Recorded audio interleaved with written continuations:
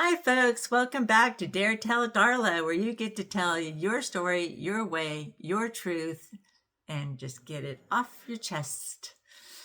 It could be about anything that you want. Honestly, if you've been here before, you've heard the spiel. But if you're new to the channel, first of all, welcome and thank you for joining.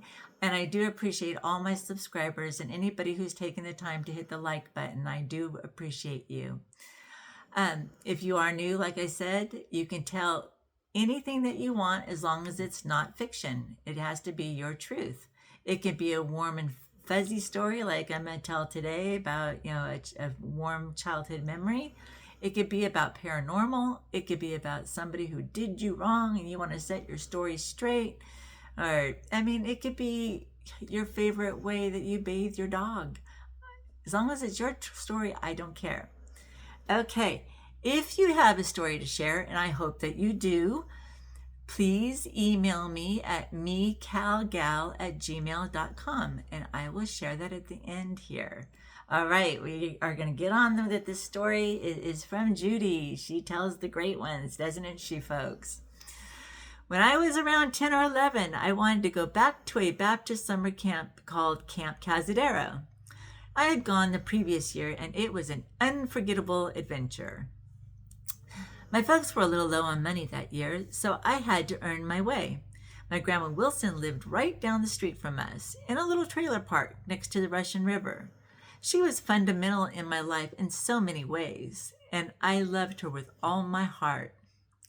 She was a devout Baptist, and her Bible was worn out. A more loving woman you've never met. She knew all the folks in her trailer park and knew that one of her friends was going to have a party.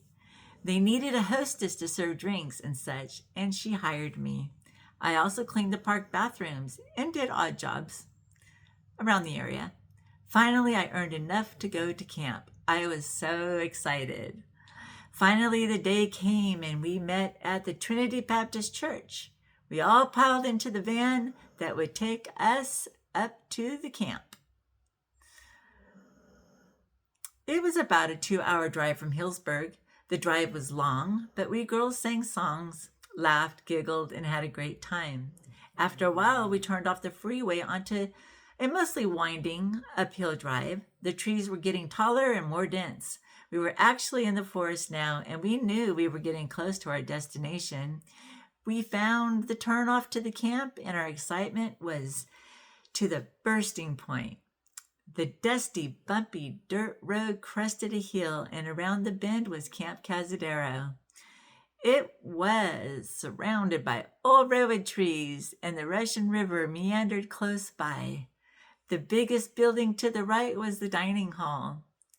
And in the middle of the camp was a large flat area where the flagpole stood tall, our American flag waving proudly. We jumped out of the van with our camping gear, checked in, met our counselors, and was directed to our assigned Adirondacks.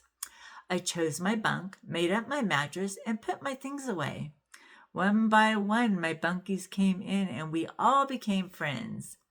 Later on, of course, there was always that one friend that you became closest to, that special new friend that we eventually shared our lives and secrets with. My new friend's name was Susan. She was from Santa Rosa, not too far from Hillsburg. We had dinner in a very large hall, as the boys camped there as well, on the other side of the river. Long tables lined the hall, and whoever Adirondack was the cleanest got to go through the food line first. We learned fast how to do extra things like picking flowers or hanging curtains for our Adirondacks so that maybe we could be picked first next time. First thing in the morning, we hurried and got dressed and ran to the flagpole where all of us made a humongous circle around the flag. We pledged the allegiance to it, and then had mail call, and finally we got to go to breakfast.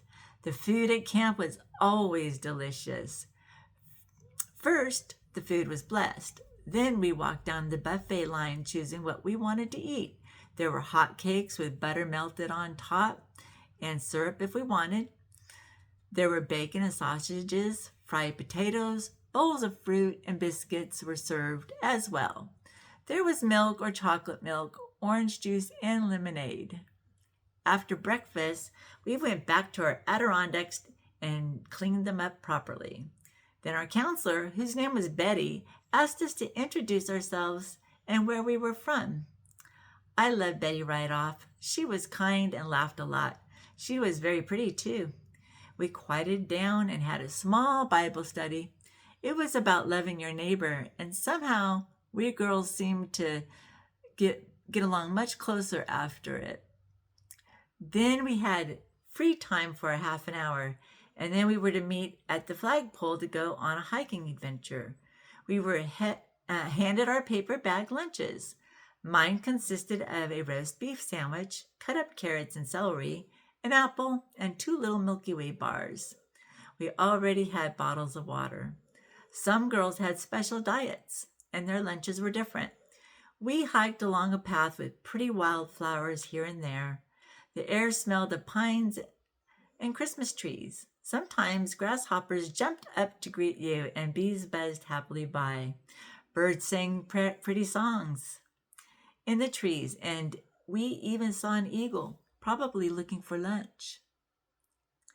We winded around a bend, and there was the river. It looked so inviting. The green water smoothly rolling along, the sun flashing its lights on a line of ripples, making them look as if they had flashing diamond tiaras on.